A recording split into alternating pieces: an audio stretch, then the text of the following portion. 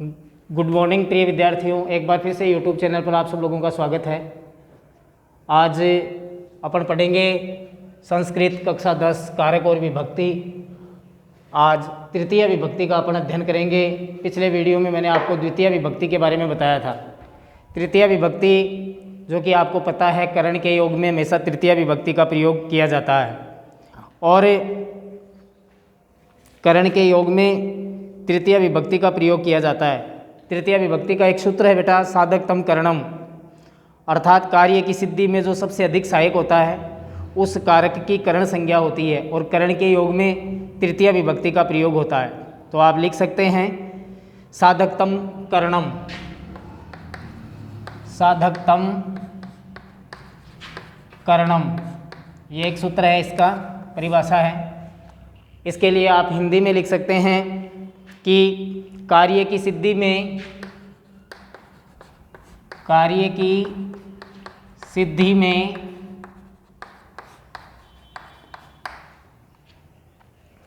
कार्य की सिद्धि में जो कार्य की सिद्धि में जो सबसे अधिक सहायक होता है, जो सबसे अधिक सहायक होता है, कार्य की सिद्धि में जो सबसे अधिक सहायक होता है उस कारक की करण संज्ञा होती है, उस कारक की करण संज्ञा होती है। यह आपकी तृतीय विभक्ति और करण के योग में तृतीय विभक्ति का प्रयोग किया जाता है।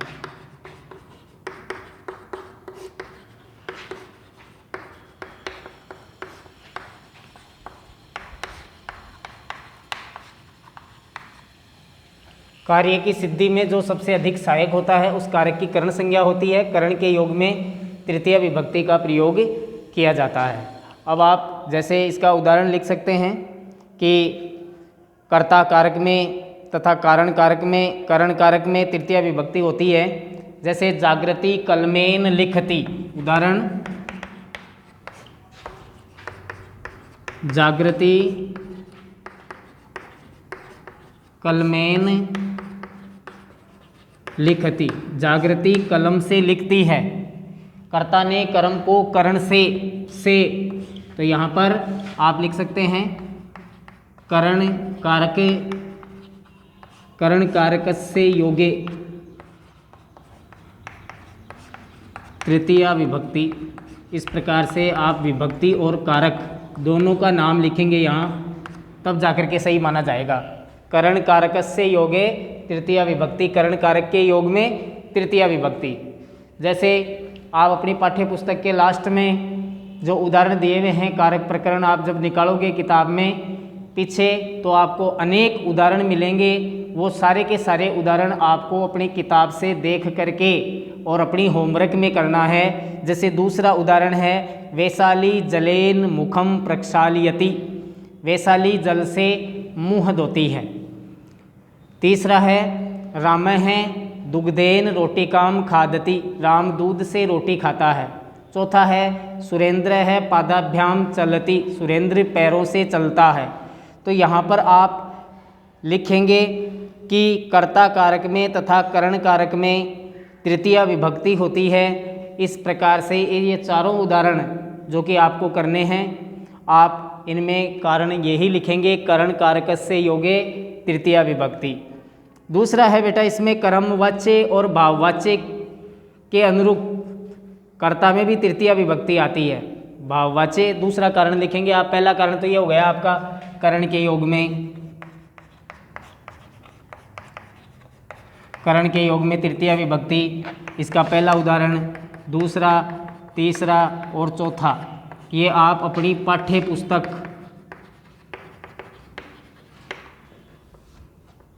पुस्तक के अंत में व्याकरण है जिसमें कारक प्रकरणम में तृतीया विभक्ति के उदाहरण, तृतीया विभक्ति के उदाहरण आपको उतारने हैं अपनी किताब से, होमवर्क में करने हैं। पाठ्य पुस्तक के अंत में व्याकरण दी हुई है और व्याकरण में कारक प्रकरण दिया हुआ है और कारक प्रकरण में तृतीया विभक्ति को आप देखें और तृतीया विभक्ति के एक उदाहरण तो मैंने यहाँ आपको बताया है, दूसरा, तीसरा और चौथा, ये तीनों उदाहरण आप किताब से स्वयं हल कर सकते हैं। अगला कारण है बेटा इसका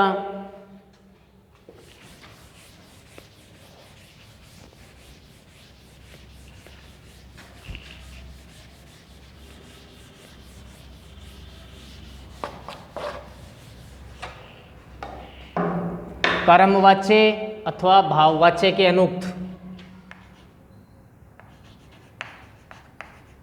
कर्मवाच्य अथवा भाववाच्य के अनुक्त, ये अगला कारण है दूसरा आपका तृतीया विभक्ति का। कर्मवाच्य अथवा भाववाच्य के अनुक्त कर्ता में भी तृतीया विभक्ति होती है, कर्ता में भी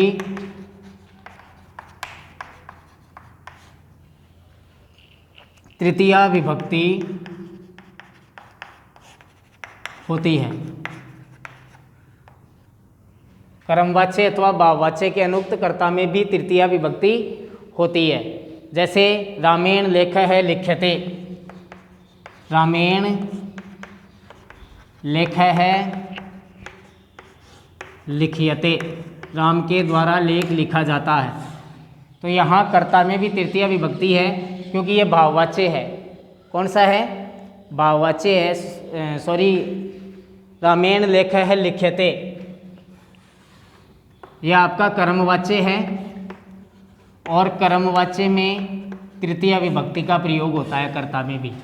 तो यहाँ पर कर्ता कारक जो कर्ता है उसमें तृतीया विभक्ति है क्योंकि कर्मवाच्य का है ये उदाहरण, इसलिए रामेण लेखः लिख्यते कर्मवाच्य योगे। इसका कारण क्या लिखेंगे आप? कर्मवाच्य योगे तृतीया विभक्ति, कर्मवाच्य योगे तृतीया विभक्ति।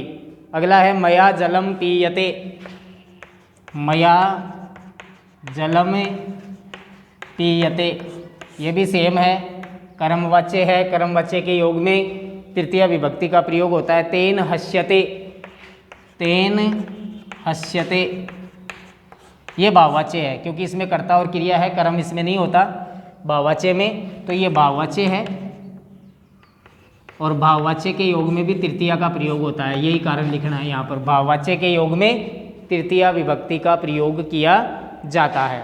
अगले कुछ शब्द हैं जिनके योग में आपको तृतीया विभक्ति लिखनी है।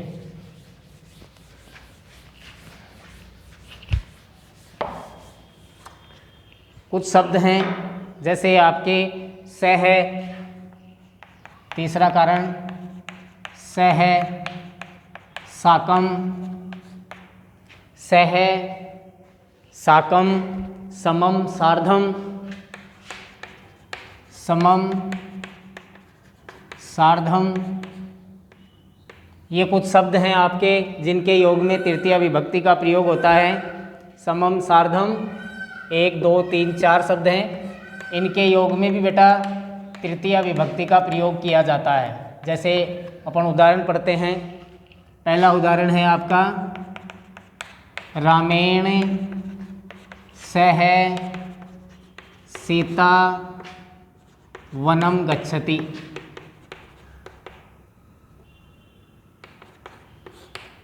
राम के साथ सीता वन में जाती है। तो सह के योग में सह के योग में तृतीया विभक्ति, जैसे जनकः पुत्रेण सह गच्छति, जनकः पुत्रेण सह गच्छति, पिता के साथ पुत्र जाता है।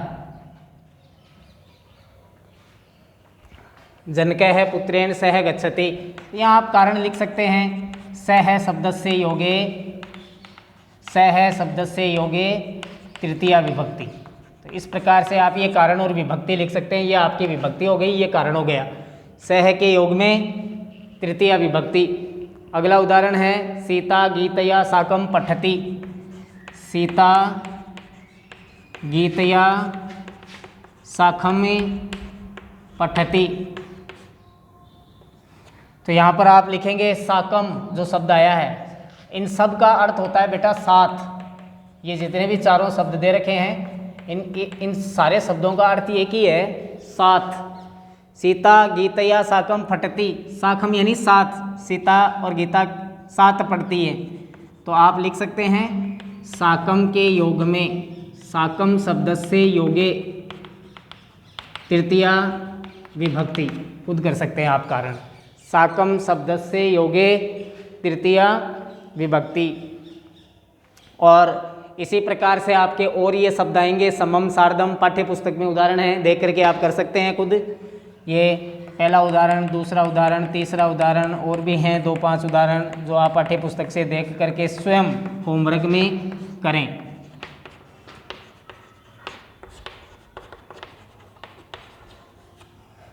स्वयं होमवर्क में करें। ये आपकी पाठ्य पुस्तक में पीछे जो व्याकरण का चैप्टर है उसमें कारक प्रकरण और विभक्ति प्रकरण जो है वो देखें, और उनमें आपकी तृतीया विभक्ति हम पढ़ रहे हैं। तृतीया विभक्ति में सह, साकम, समम, सार्धम, आपको शब्द की एक पंक्ति मिलेगी, उस पंक्ति के नीचे ये उदाहरण है, और इन सारे उदाहरणों को आप पढ़ेंगे, लिखेंगे और समझेंगे।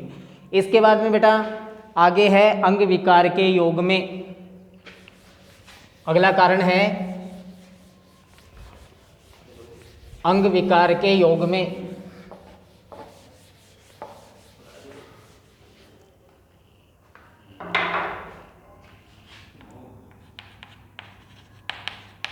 अंग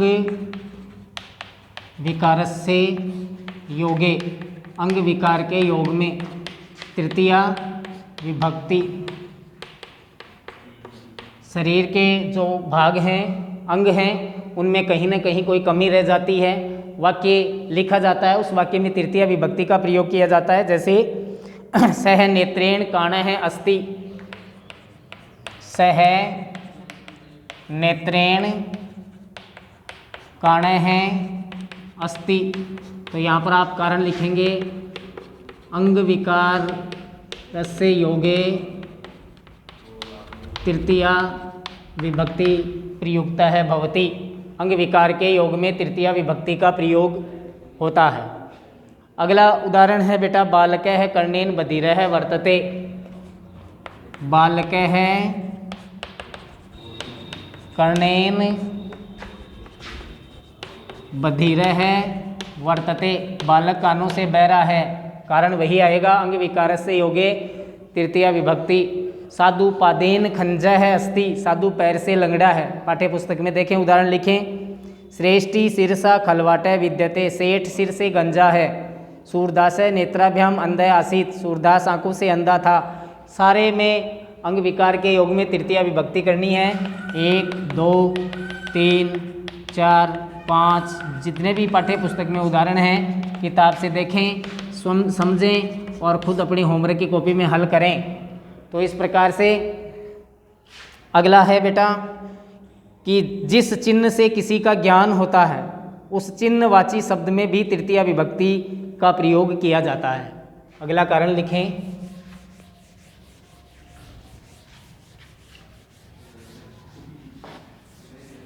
तृतीया विभक्ति के लिए अगला कारण है जिस चिन्ह से किसी का ज्ञान होता है। जिस चिन्ह से किसी का ज्ञान होता है। जिस चिन्ह से किसी का ज्ञान होता है उस चिन्हवाची शब्द में, उस चिन्हवाची शब्द में तृतीया विभक्ति का प्रयोग होता है।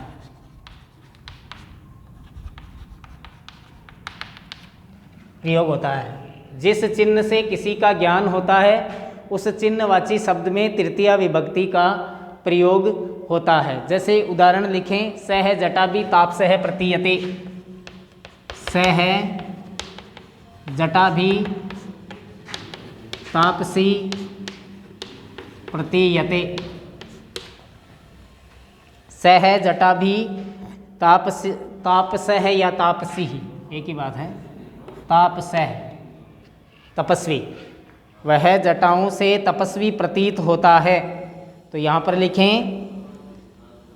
जटा भी शब्द से योगे तृतीया विभक्ति प्रयोग है भवति। अगला उदाहरण से बालक पुस्तके छात्र प्रतीयते, वह बालक पुस्तकों से छात्र प्रतीत होता है।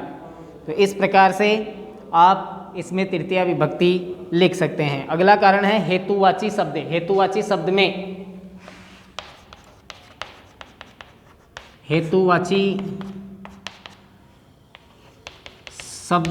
में तृतीया विभक्ति।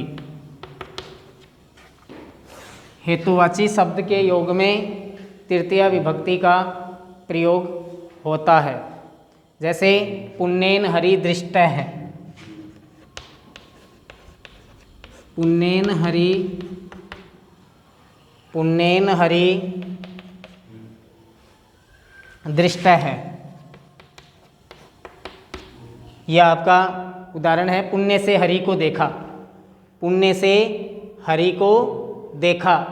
तो यहाँ पर कारण है पुण्य। तो इस हेतुवाची शब्द के योग में पुण्येन शब्द के योग में तृतीया विभक्ति।